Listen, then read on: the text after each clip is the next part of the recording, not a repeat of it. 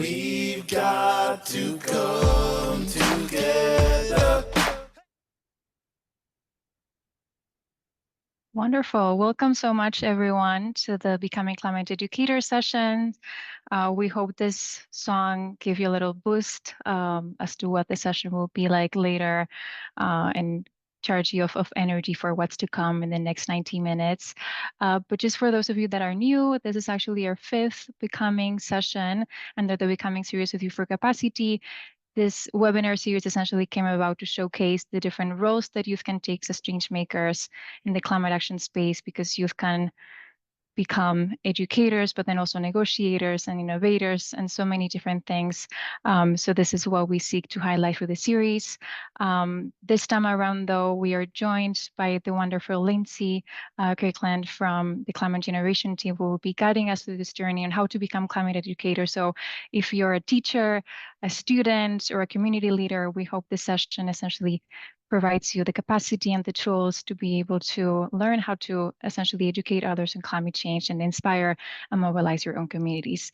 So with that, thank you all for joining again. I also just wanted to double check with all of you that the session will actually be recorded, and if you keep your cameras on, you would consent to this later appearing on our YouTube channel. So if you don't have any problem with it, feel free to turn your cameras on and say hi to us. But then if you do have a problem, make sure that those are off through the session. And then with that, I will pass it over to you, Lindsey, to start us off. Thanks so much, everyone. Thank you so much. It's wonderful to be here. Let me just get my screen share set up. Hi, everyone. Thank you for coming, no matter what time it is. I mean, we're all joining from different time zones, so good morning, good afternoon, good evening, whatever it is for you. My name is Lindsey Kirkland. I use she, her pronouns. I'm coming from the United States, and I live in Vermont, which is Wabanaki and Abenaki lands. We like to recognize Indigenous communities, to give honor to their past and present elders and members, and to recognize that we're on stolen lands in the United States. And we learn from them and accept their wisdom and their work that they've done for us, and recognize the trauma that we as white folks have stewarded to their peoples. And we work to abolish those injustices as much as we can through our work.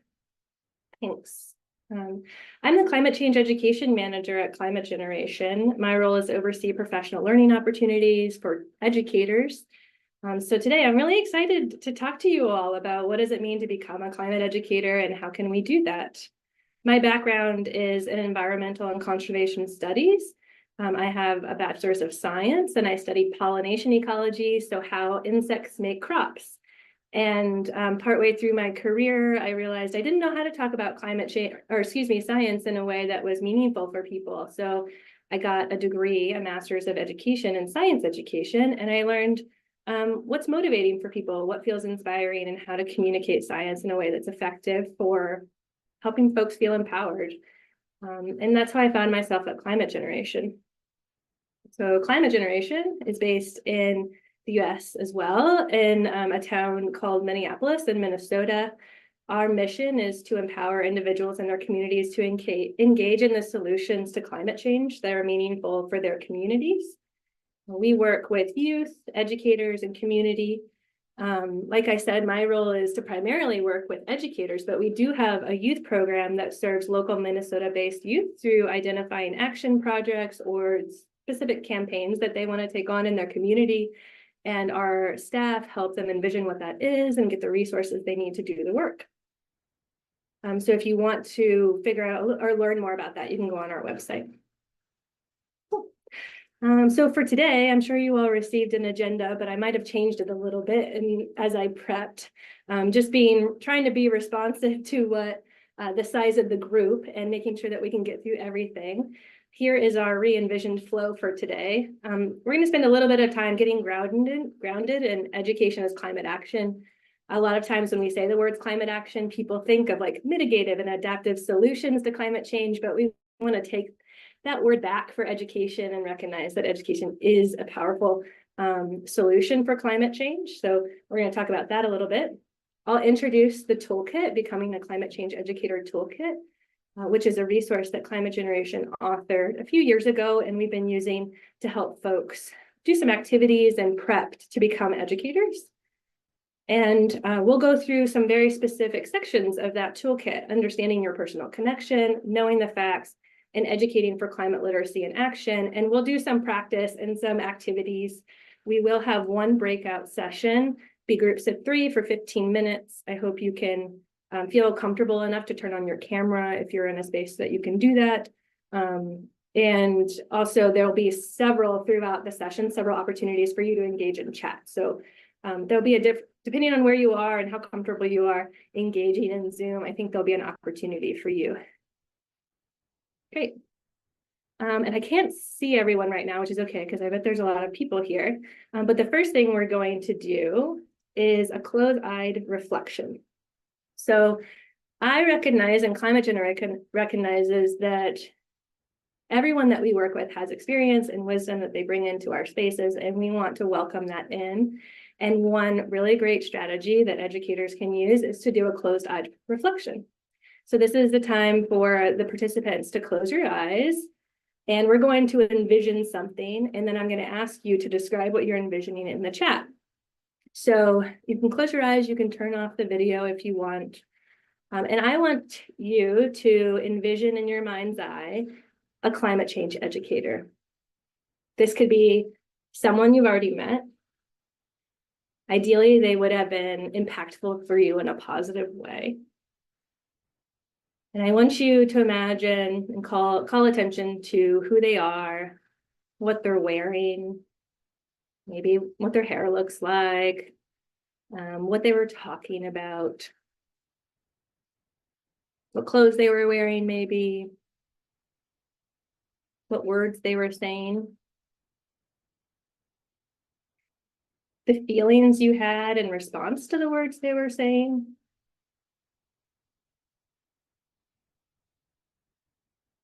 And we're going to sit with that for a minute and just think about them.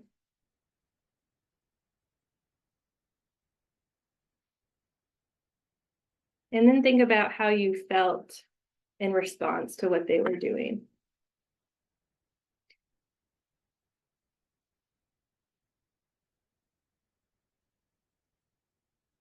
Thank you. And when you're done, if you can in the chat, type in a description of this person. It doesn't have to be a long description. It could be a few words. Who were they to you? Where were you? What messages were they sending, and how did you feel in response to those messages? And I'll pause and wait for those to come in.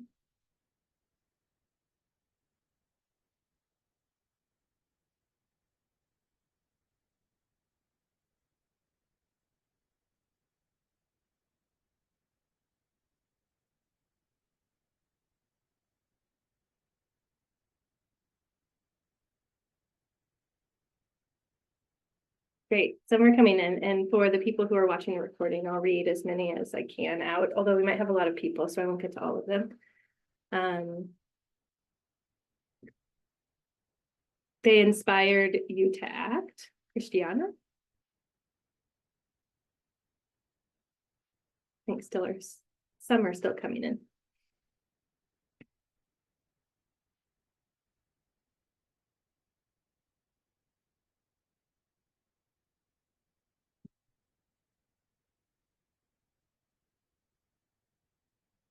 Another practice of a good educator is the good 7-second silence.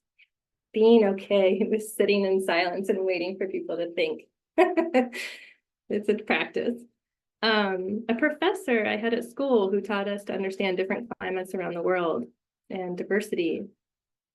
The person wore eco-friendly clothes.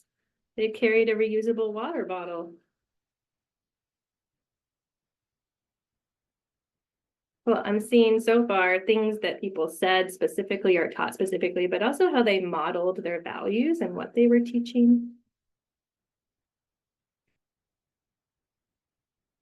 I'll wait for a few more to come in.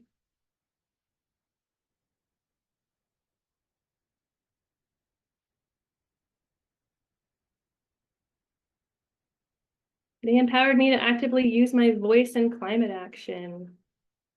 Yeah. They empowered others. They were peaceful and friendly. They could be found in diverse settings. The Climate Interactive team, they inspired me to do something about climate change. That's great. Climate Interactive is an organization. If you haven't heard of them, you should look them up. Okay, keep them coming in. I'm going to kind of go on to the next one, and we'll come back to that as they come in. Okay, so we're here to talk about education as a form of climate action. So education seeks to achieve a profound and long-term change in someone's understanding, which is a little bit different than public awareness or public participation, or even training, I would say. So it's unique in that we're really seeking to make deep impacts on someone's understanding of the world and how they interact with it and the practices they take to work within it. Education is for all ages, older people, younger people, and it can happen in many different places. Climate education is recognized by the UNFCCC and the Action for Climate Empowerment Framework as one element that supports the empowerment of all members of society to engage in climate action. So education in all of its various forms, it raises awareness and understanding of climate change, its causes, impacts, and potential solutions. Effective climate change education can instill hope and build skills and increase social emotional capacities. And it can energize people of all ages to work on reducing their risk or vulnerabilities to climate change impacts. Specifically, I believe, and I think Climate Generation would believe or would agree with this definition, is climate change education seeks to foster civically engaged learners. So people who are willing to participate in their political sphere in their region. And we hope that climate change education can create a more equitable and sustainable future for everyone. Also thinking about a just transition to that future, something that addresses the disproportionate impacts that climate change has on different people across the world. Climate change is happening all over the place, really, and in a lot of different spaces and with a lot of different people.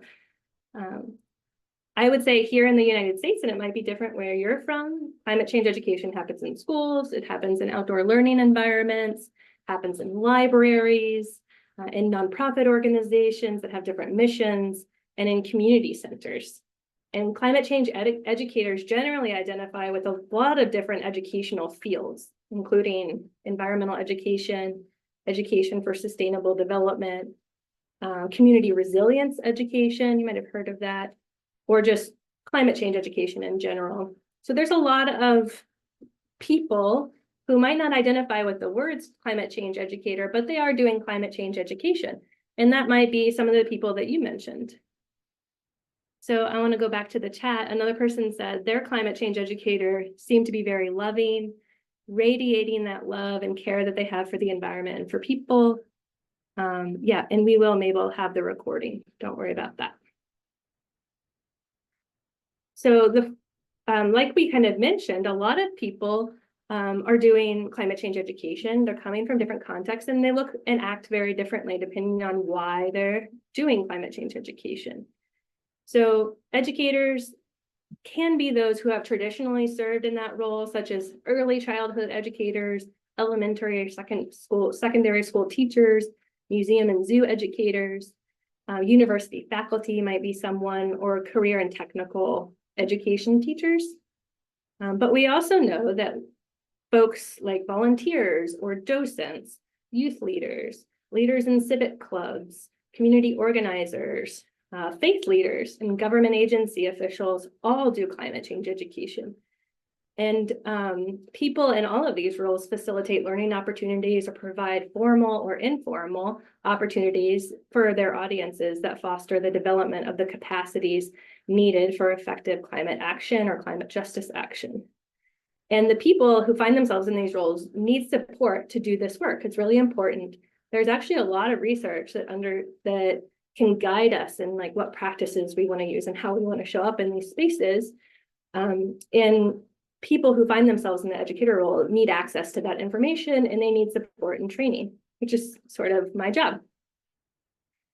So recognizing that people who find themselves in educator roles need this support to do their work well, we built a resource called the Becoming a Climate Change Educator Toolkit. Its audience was primarily teacher focused, but I can adapt it today, and I have adapted it a little bit to be more meaningful for folks who aren't quite in that teacher role yet. It's available in English and Spanish, and you can download it for free from our website. I wouldn't do it now, and that's why I haven't done the link yet, because I want you to go through it with me in this presentation, not reading it, but you'll have the link at the end of this workshop. So today, we're going to go through this toolkit a little bit.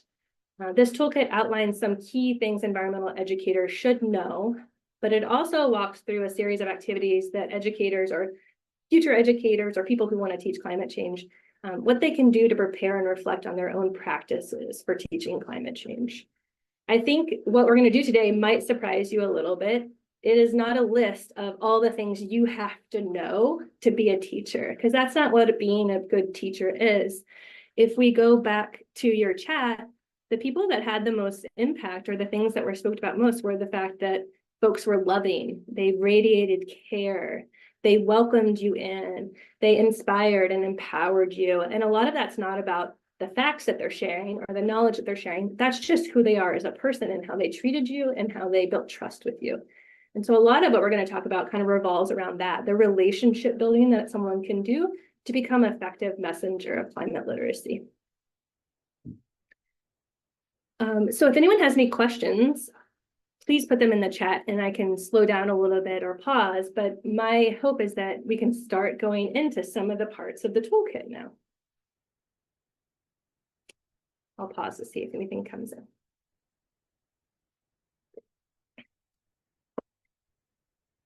Okay, thanks.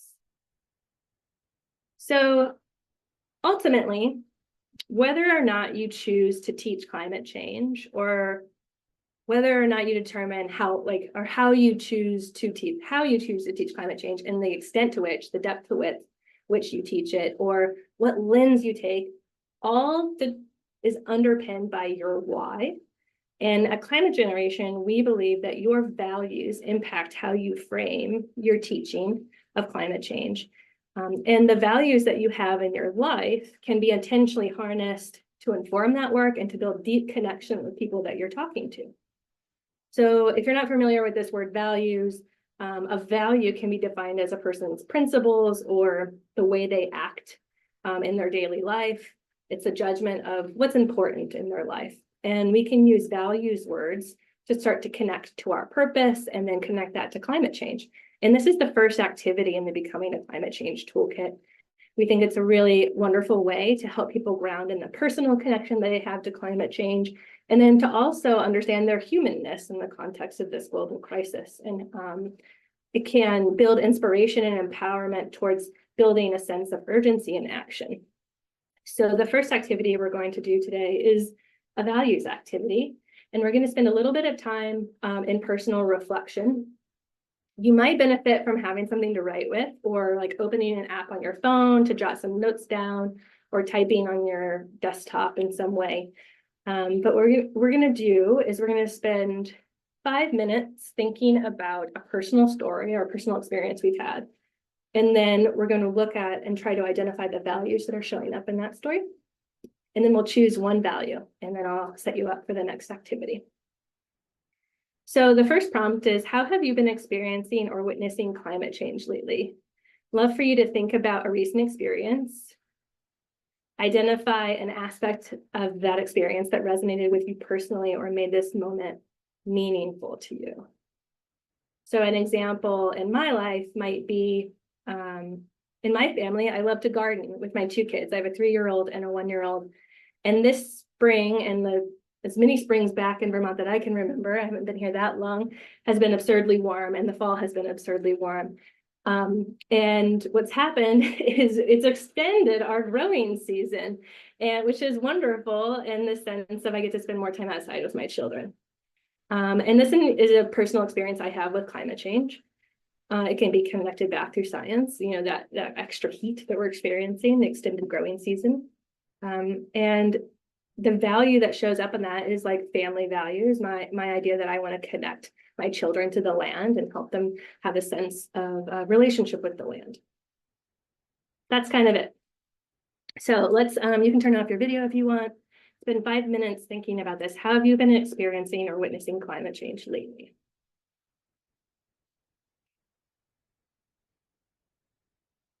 I'll just move this real quick.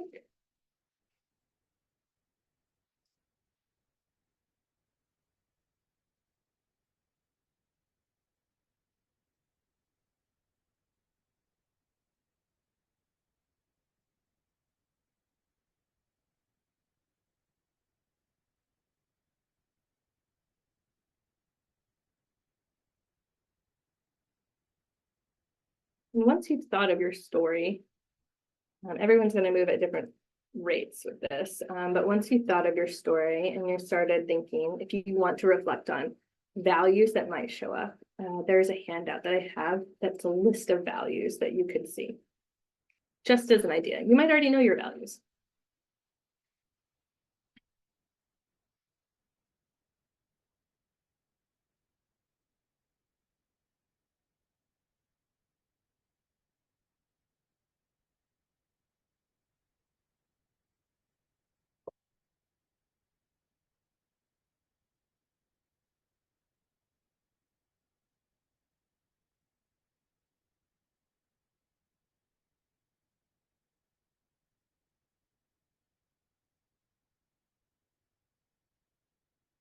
Okay, we'll go for another 3 minutes. And we're reflecting on the story of how have you been experiencing or witnessing climate change lately, and then identifying one value that's relevant to your story and relevant to your life.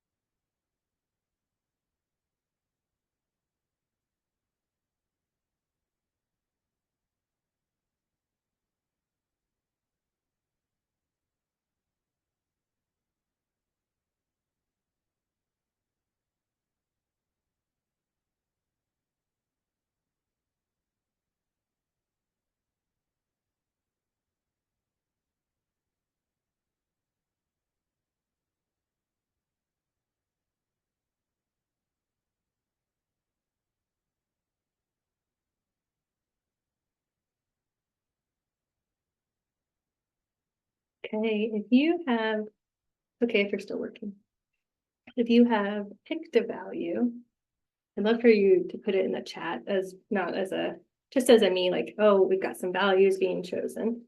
And to help people see what kind of values are showing up. Personal, great, thank you. Resilience, making a difference.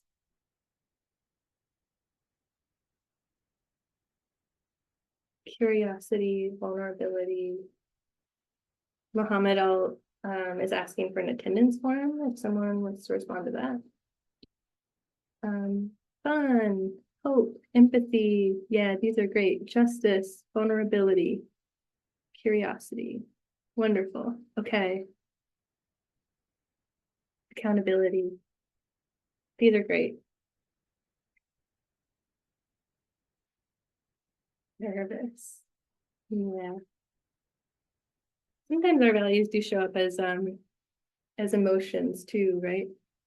Connection, responsibility. Great. Okay, we'll take one more minute for reflection if you haven't had a chance to pick one yet. Growth. That's great. Balance. I like that.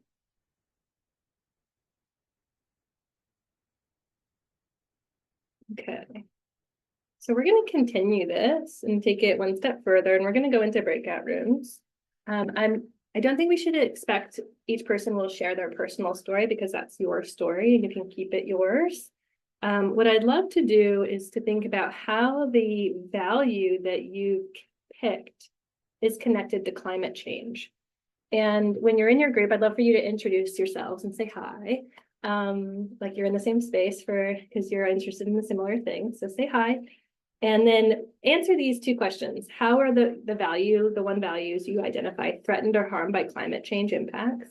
And why is reducing that impact personally important to you? So this is kind of taking your story one step further, maybe identifying the connection to climate change, but then thinking about why are you interested in acting on climate change because of the value that you identified. So we'll be in rooms of 3 for 15 minutes. So that's plenty of time probably for you to chat. If you get done before the 15 minutes, feel free to come back. And if for some reason you're in a room with no one, because people sometimes leave their computer, you can come back to the room and ask us to reassign you if you need to. Okay, I think we're ready to set up the rooms. Welcome back. Everyone should be starting to head back, and we'll be back within the next minute. Hi, everyone. Okay, Welcome back. I hope you had an opportunity to have a good conversation. As you listened to the other folks in the room talking and sharing their values, did any values stick out to you? It's like, oh, I have that one too. Did you identify any shared values in your space? If you did, if you're like, oh, we all have multiple values, and I asked you to choose one, but we all have a lot. Why don't you type some shared values that maybe you identified in the chat? If you didn't, that's okay. But one thing that usually comes out of this is when you're hearing other people's stories, you say, I have that value too, and you start thinking about how it shows up in your life.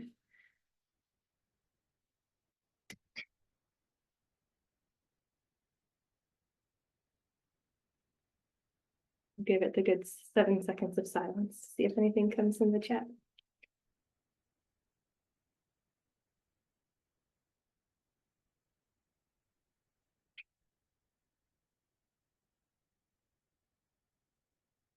One thing I'm always inspired by when I have values conversations is the words that people use to describe what shows up in their life as meaningful and the purposeful steps they do to live into those values. And so I hope those came out for you too. My reasoning for giving you an opportunity to talk about the values in the context of climate change is that we don't always get a chance to do that, especially in public spaces, because it can feel vulnerable and sometimes uncomfortable to share really personally in spaces with people who you've just met. And so thank you for being willing to do that and to step into that vulnerability. One thing that we can do as climate educators is to understand our values deeply and to be able to weave them into our communications and the way we talk about climate change. To build to build a sense of shared values across differences. But then also, people make meaning and make choices in their lives based on their values, and they're driven by their values. And so if we can connect climate change to those values, it's inherently inspirational. So adaptability and curiosity were linked values that someone identified. And curiosity was a shared value across the people in a breakout room. Resilience and empathy were 2 values that were shared and were learned of in this breakout. The idea of caring for future generations and having teamwork to get to a just future was also shared. These are great. Okay, thanks, y'all. Keep them coming. We love to hear about what you did in your breakout room. But I'm going to go ahead and restart my screen share and go on to the second part of the toolkit, which is knowing the facts. There are a lot of climate change facts. Too many to talk about now. There are a lot of facts, depending on what lens you take and what audience you're talking to, but there's a little bit of research that comes out of the Yale program on climate communication that talks about 5 things that if you can communicate this to your audience, and if they leave your experience or your the thing that you made or the conversation you had with a sense of each one of these facts, either knowing it personally or knowing how it's important to climate change, then they're very likely to start to understand that climate change is important to them and that they should be taking action for it. And it's pretty variable how you might communicate these 5 facts to any given individual, but I'm going to go through and just give you a sense of what that could look like. And just in the next, like, probably 10 minutes, I'll do this. So this will be a 10-minute chunk of me talking. So the 5 facts are: climate change is real, it's happening now, humans are causing it, it's urgent, and we have the solutions. And you're like, because you're here and you care about climate change, you're like, yeah, of course, these are all facts and I know about them, but not everyone knows about them. So let's walk through them. Climate change is real. A staggering number of people in the world don't understand the scientific consensus that climate change is real and it's caused by people. This is true across the world. Different countries have different rates of like believing or not believing scientists. The United States is actually ranked pretty low. I think India is #1 in their belief in their scientific community. It's really different depending where you are. But if everyone can understand that there is a scientific consensus on climate change, then they're more likely to understand and to not question the phenomena, basically.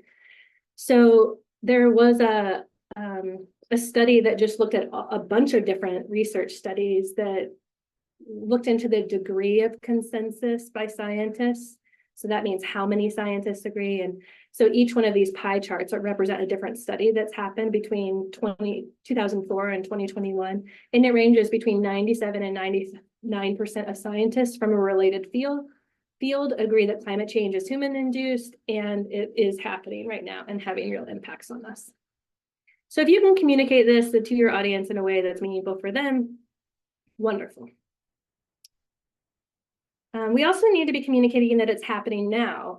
Like for a long time, we were like, climate change is happening, it's impacting polar bears, which is important to some people because polar bears live in their area, but not to everyone. And so the way that we communicate about climate change isn't really effective when we use examples that aren't relevant to us. So here are 3 pictures that depict a climate change disaster that happened in my town and to me 2 years ago.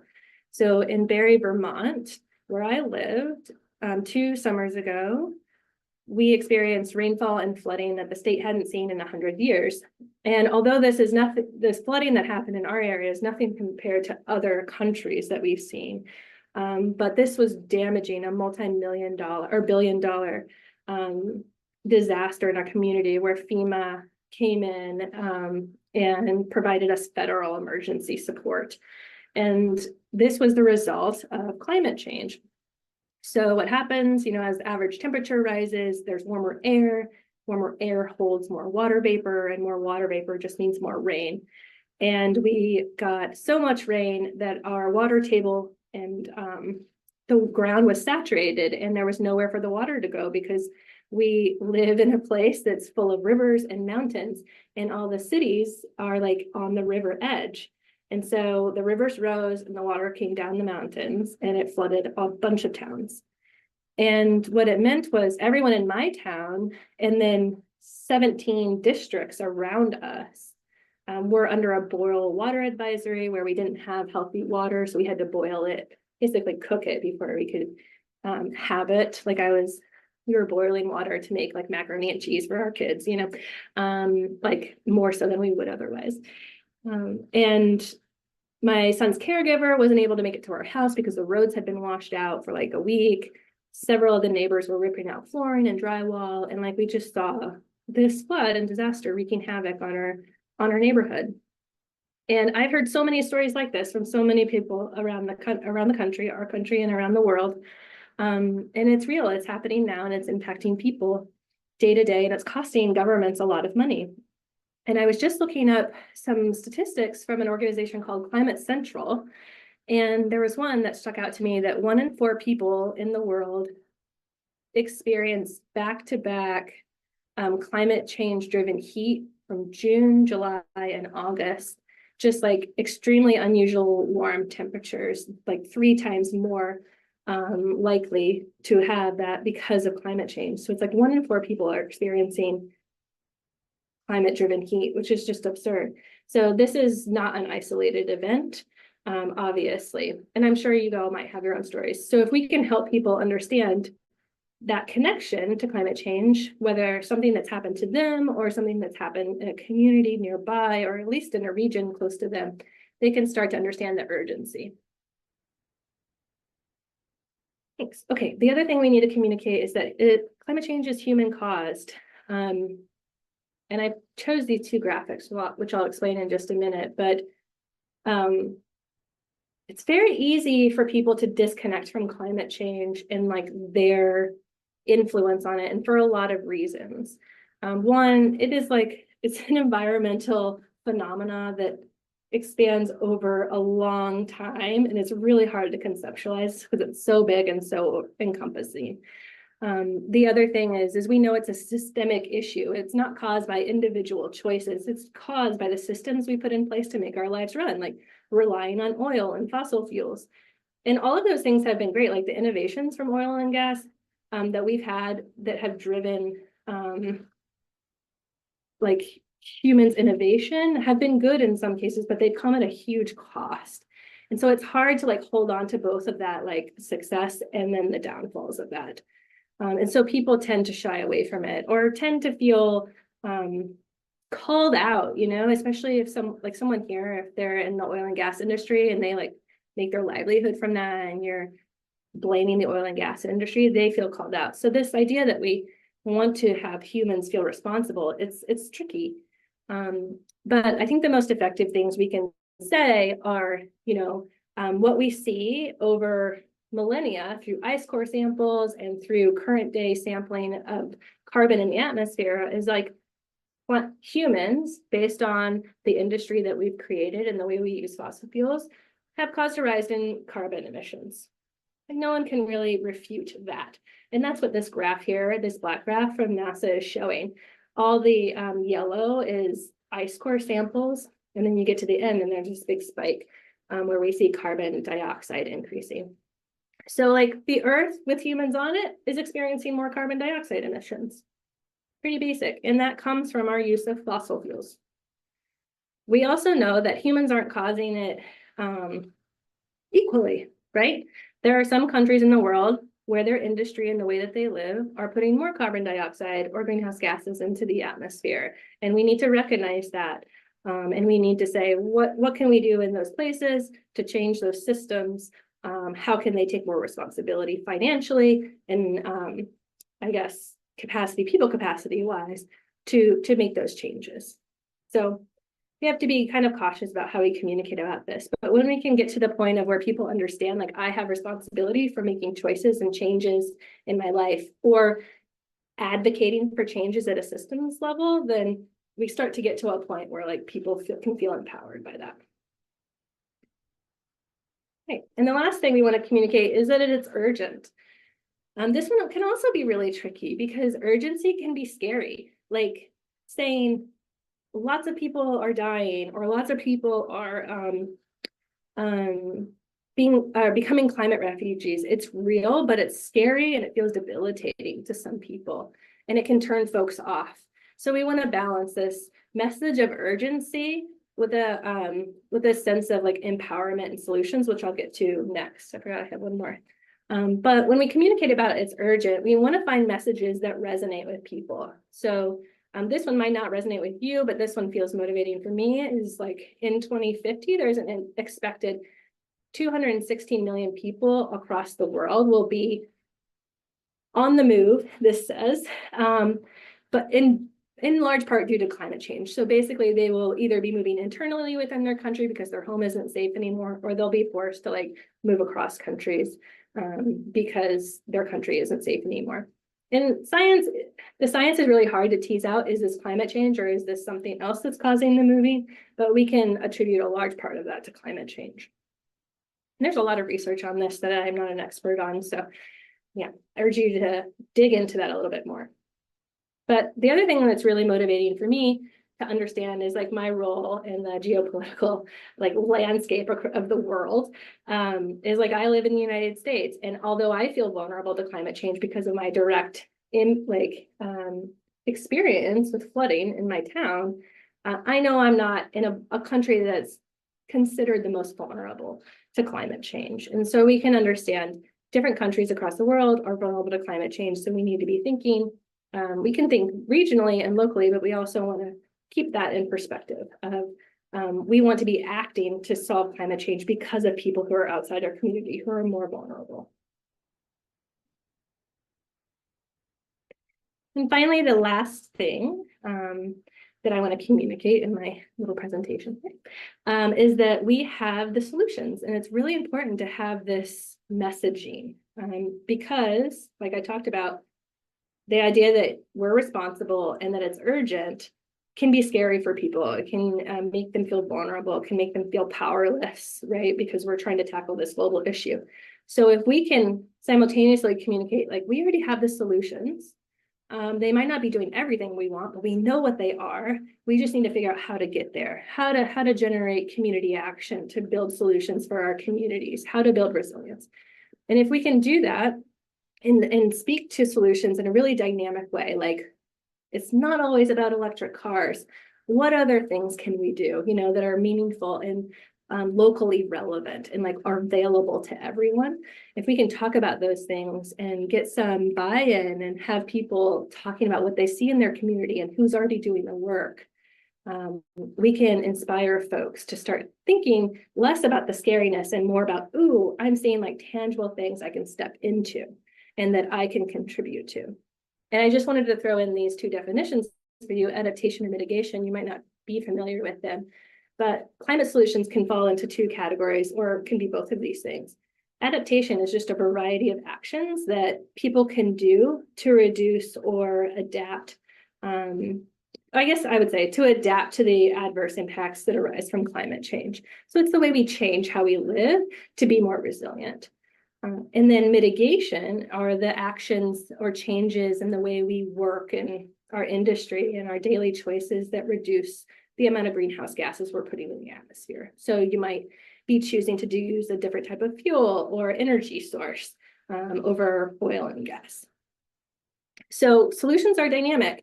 And when we communicate about them, we want to be thinking like, are they available to people in their community? Are they financially accessible? Is there people already working on them? Right. And if we can communicate these 5 things, I'll just go back to get this. We can get folks a long way into understanding how they can start to take action on climate change and starting to build empowerment for that and a connection as well. I'm going to pause here and see if anyone has any questions. Oh yeah, how can we see migration as an adaptation strategy for climate change? It's a really good question. I like the idea of not always looking at climate migrations at like climate migrants as oh my gosh, the word just left my brain, as being a result of like trauma. I think a lot of them are, especially if they're being like if there's forced relocation due to some sort of traumatic event or disaster. I would like to see more stories of what is it when it's true adaptation, like a choice to move, rather than like a response to something. But that's a good question. Are there any other questions about this section? Or anything you want me to go a little bit further into?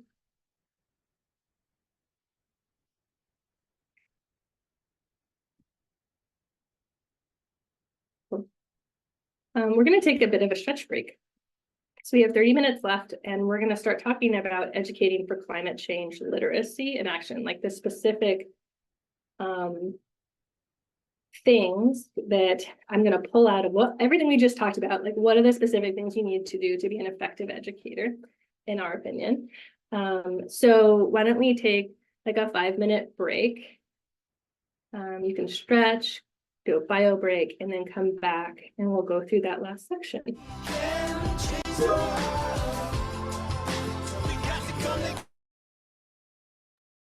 Thank you for that. I liked hearing that song in the middle of our conversation. It's a good one. Okay, we're gonna head into the last 25 minutes here. I'm gonna get my screen shared again. So the toolkit, the Becoming a Climate Change Educator Toolkit, does describe different things a teacher can do to be an effective climate change educator. It doesn't cover everything, and there's a lot of research out there. There's some new guidelines that are coming out and reports that are like, what does it mean to be a teacher of climate change? And so I'm not going to have time to go into everything that's out in the world about this because there's a lot. But rather, I'm going to stick to summarizing the points that we have explored so far into like, here are 4 things that you can do in any space you find yourself. And if you want to go further, you can go into the toolkit or you can message me and get, oh yeah, thanks. Or you can get, I'd be happy to share with you more reports that are coming from the United States, or help you track down other reports that go a little bit deeper. I can answer your question about individual choices to reduce carbon footprint. I'd be happy to stay on after or answer that question at the end. Okay, so in the toolkit, when we ask ourselves, how do we move people to deeper understanding of climate change and a desire to act? Like that desire to act is really important in climate change education. And the action can be a lot of different things. It can be political action. It can be talking to your neighbor. It could be choosing to recycle, right? It could be a lot of things. But as an educator, the 4 things you want to do is be willing to engage in conversations with people who aren't your friends, right? Who are a little bit different than you. Being willing to talk to someone and to share the things you care about, number 1. You want to be able to build trust with that person.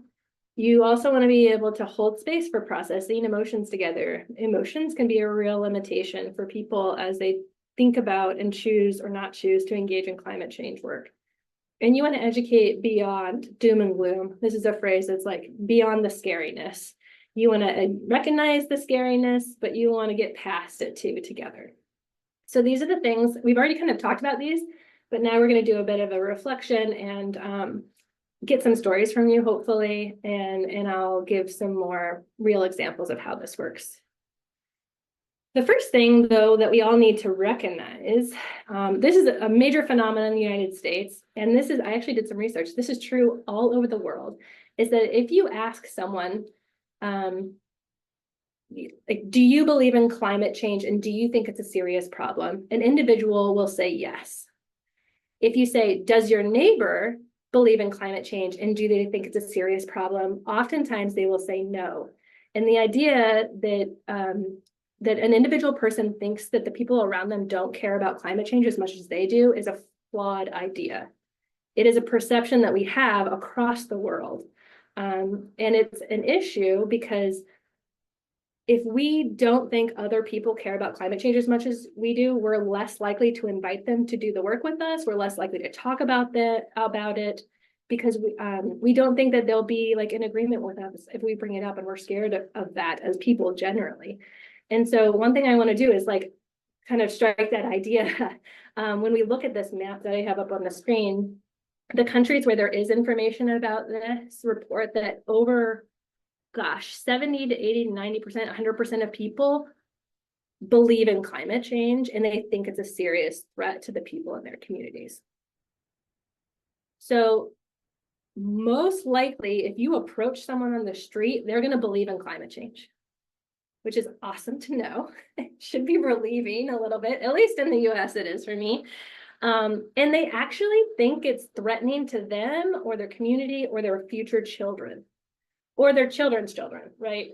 And so you should feel motivated to talk about it because most people also don't talk about climate change. They never have someone come up to them and talk about it. They never have an opportunity to share feelings about it. So go into conversations with that, hopefully. Okay. So my first thing for everyone is like, don't shy away from engaging in conversations about climate change. We know there's this idea of a spiral of silence. So that phenomena of like, if you think people around you don't believe in climate change and you don't talk about it with them, it just kind of devolves into this. No one talks about climate change. Everyone, no one thinks anyone cares about it. We're less likely to advocate it to policymakers, right? So we want to talk about climate change. And I want to do a minute of reflection here and think back. Have any of us had a positive climate change conversation? What does it look like? What does it sound like and feel like? So let's take a minute. We could do closed-eyed. You can turn off your camera if you want. But think back and try to remember the time when you had a good climate change conversation with someone. What made it good? What did it sound like? Who was involved? What was their relationship? How did you feel, or how did those people feel?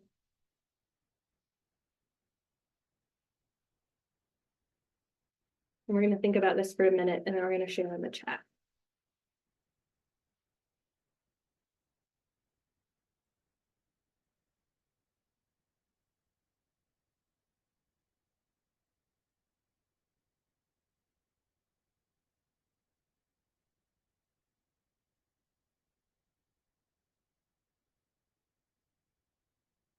Okay.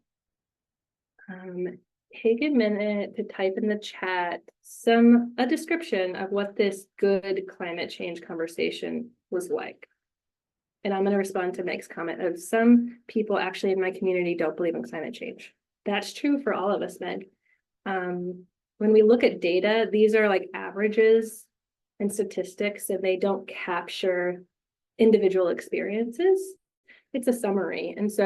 And we always want to hold that true, that there are some people who are outside of that average for sure. And there are ways to engage with them. And I can share some resources that like look at that nuance a little bit more. Okay, so my question. What does a positive climate change conversation sound like? If you, look like, sound like, feel like, go ahead, if you have any descriptions, put them in the chat.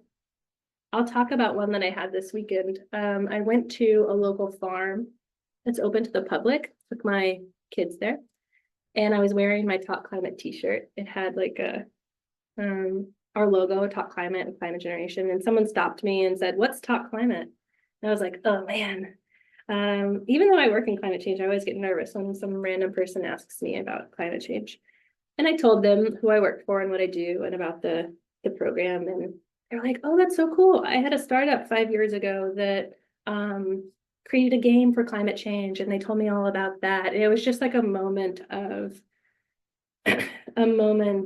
like connection, like, ooh, there's another climate change educator and activist like right here with me, and that's so fun, and I don't get to see that very often.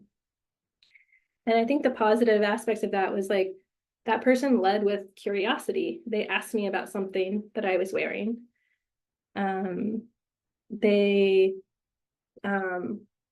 They let me share, and then I asked them a follow-up question and let them share, and then we found like some commonality, and then our kids played together for a little bit, and it was fun. Kamira has a conversation on recycling of waste. Yeah. Do you want to say more about that? Like, why was it good? What happened? What did you learn, or what did the people learn? And if it's easier, if you want to come off mute, you can too.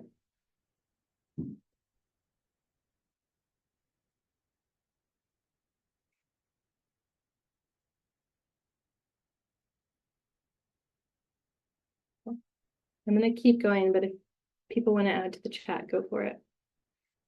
So here's some tips. You know, like when you want to start a conversation with someone about climate change, one, remember, like most likely they believe in it and they care about it, even though they're not talking about it.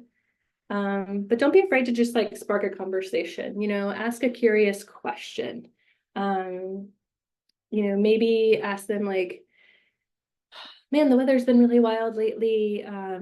You know, why do you think that is? Right? Little questions.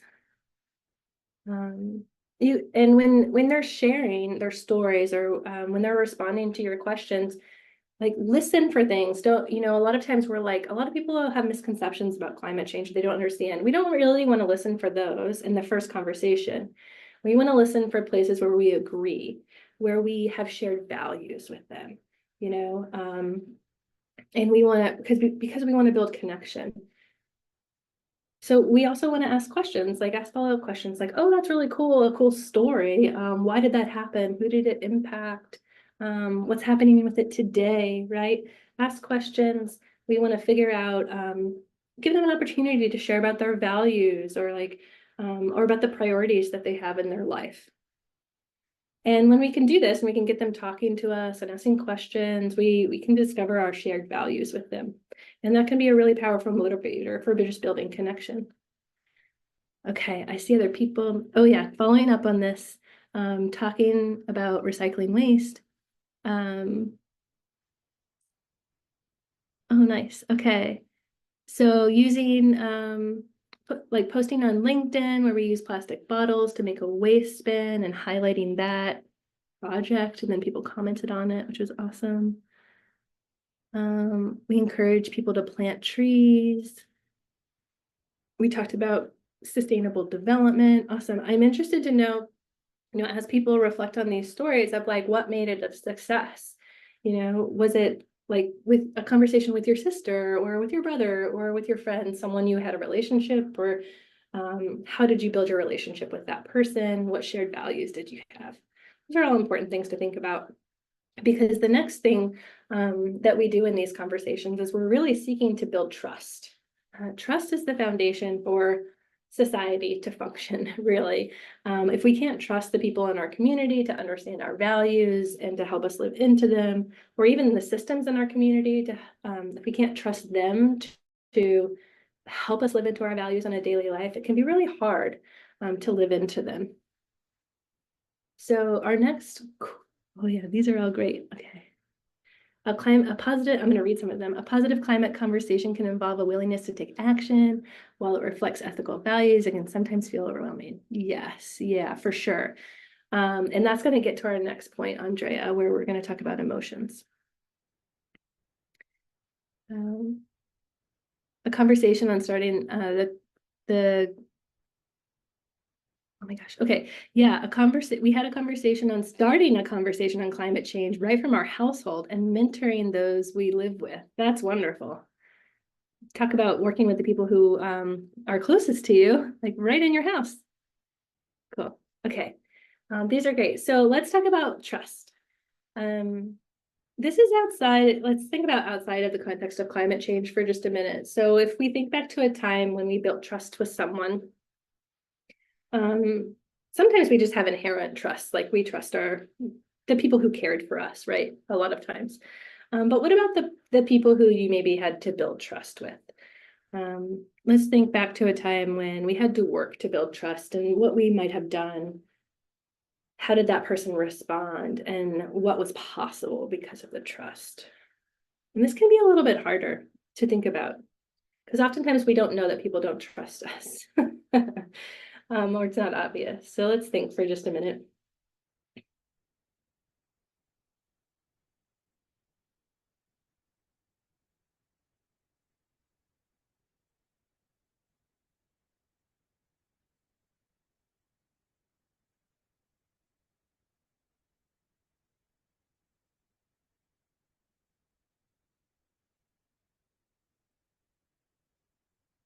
Okay. If you have any stories about building trust, put them in the chat. Oops. I see some really great questions coming in, which I can respond to in the context of this conversation we're having. Okay, so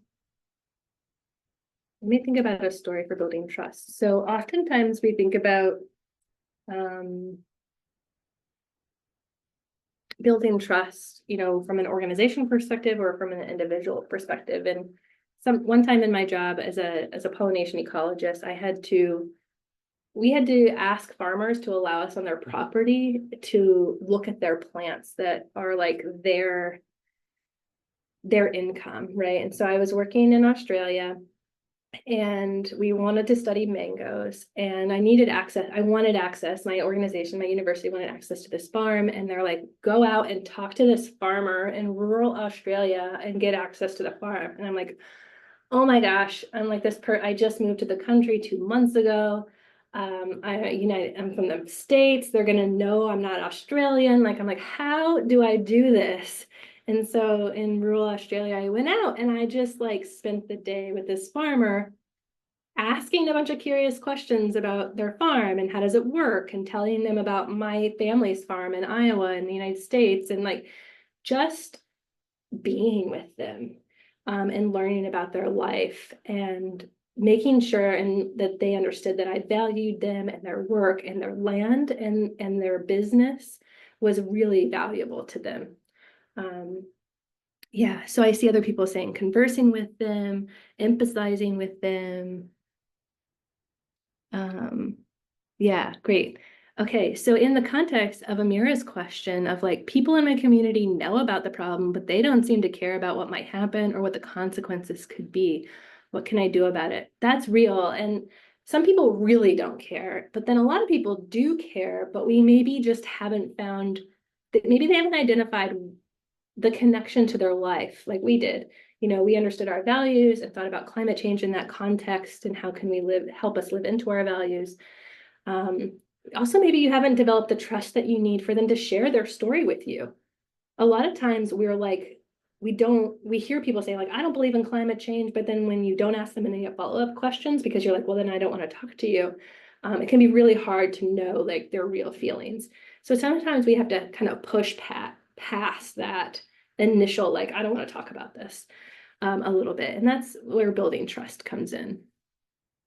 My encouragement to you would be, if there are people who don't care about climate change, or that's what you perceive, is to build a relationship with them first that's not about climate change, and then start to ask later on, like, you know, in the landscape of in an individual's life, the way that they build understanding of climate change, it's not in one and a half hour workshop. It is a number of instances and different interactions and learnings over their lifetime. And so if you can have one positive relationship with someone that you build trust with, and you can say, I care about climate change, that's one of those powerful moments in that lifelong learning. So if you can seek to do that rather than to like completely change their whole understanding, then you're doing one thing in the collection of things that need to happen for them to move in a positive direction. Okay, we're coming down to time, which I'm almost done, which is great. I have two more things, and then I can answer some of these questions. So building trust, going back to what I said, create a really positive experience with the person, establish a connection, and show them that they're valued and that you will help them live into their values, can be really huge for building trust and connection with people. And going back to, I forget who said this, but like having alarming speech or using words that are scary, and like evoking emotions. Emotions can be really powerful motivators for people to make change in their life. And emotions aren't always negative. They can be negative, but a lot of times they're positive. Like a lot of you are saying like, I'm really happy. I'm seeing positive change in my community because we're making a natural playground for kids to learn. We're conversing about ideas and using empathy. Yeah, just a lot of positivity here. And like, you want to capitalize on that and always share that positive, those positive feelings. And then when like negative or like negative emotions come up, you want to validate those and say, yes, it is scary. Yes, you should be frustrated. Yes, you should be angry about the loss of your culture. And you want to help people, like you want to listen to that and build space for processing that. And be a role model and like not afraid to share your own feelings and how they show up in your work and how you use them to build momentum for climate action. And if you're really good, you could teach coping skills, which I'm not even there yet. But if you're interested, I did link to an activity that you could do.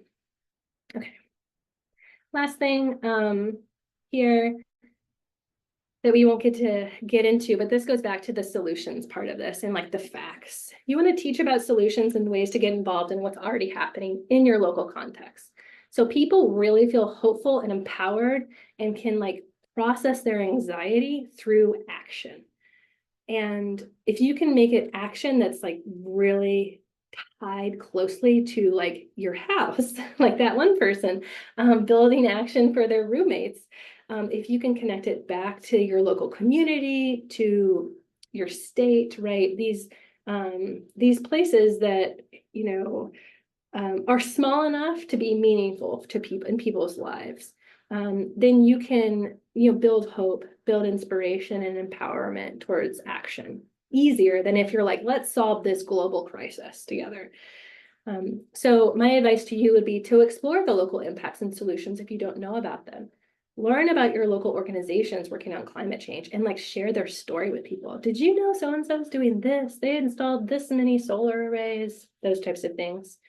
And we always want to be aware that not all solutions are available to everyone. Not all people can like put solar panels on their houses, can buy an electric vehicle, right? So like that might not be your messaging all the time.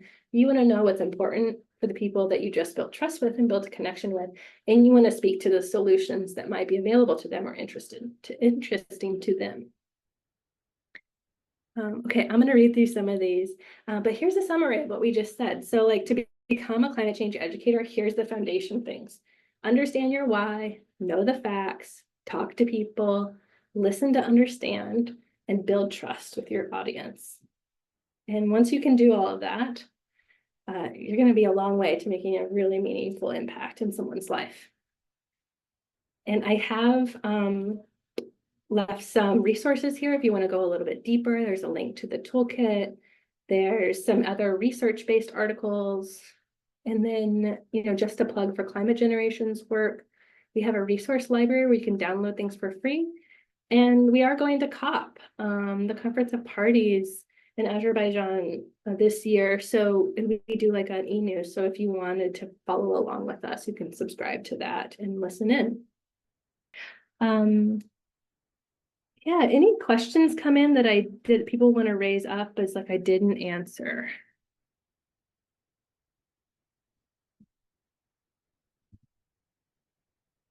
See. Yes, I love this. People chiming in on how to have a good conversation, building trust, letting people express their perspectives and making them feel heard, practicing democratic relationship development.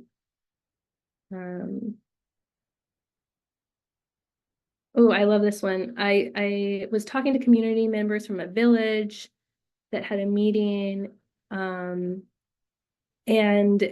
this person brought materials, brought things to the meeting for them to be successful, like food. And then, you know, like, so basically providing resources for communities to be successful at convening themselves is amazing.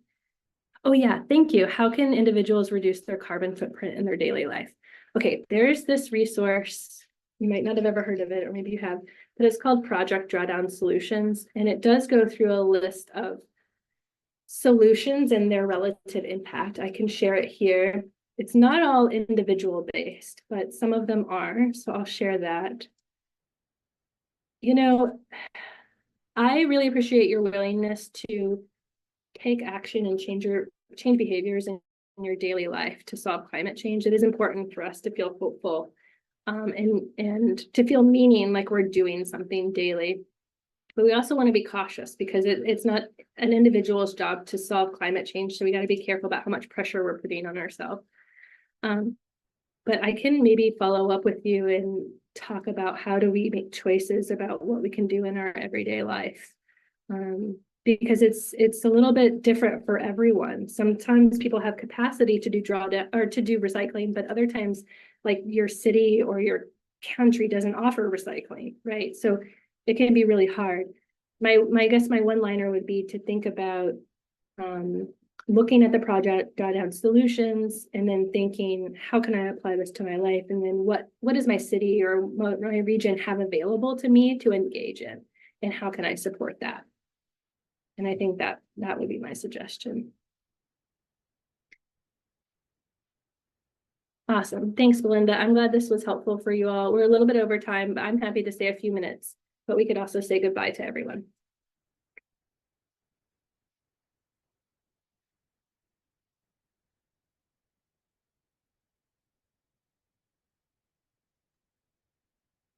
If I can just jump in, I also wanted to take this moment, Lindsey, to thank you for showering us with your talent and with your wisdom. And again, to all those that managed to join the session today, thank you as well for getting so personal, for really sharing your stories, and for becoming, again, getting really vulnerable, and for engaging with us through the session today. Please do make sure that you check out the Becoming Climate Educators Toolkit and all the fantastic resources that the Climate Generation team has worked on. And again, we hope this session provided you with kind of the tools and the tips on becoming climate educators. And I see a couple of you are already turning your cameras on, so maybe I'd like to take this moment to encourage you all to take the cameras on so we can take a group photo and capture this beautiful moment. So please don't be shy, say hi. And we'll get a couple of screen grabs.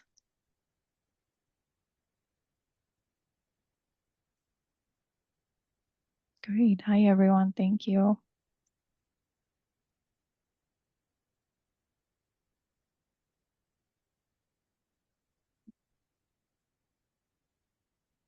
Yeah, thanks again to everyone for being so responsive in the chat and willing to share your experiences. That's what makes this work wonderful. It's just hearing from you all.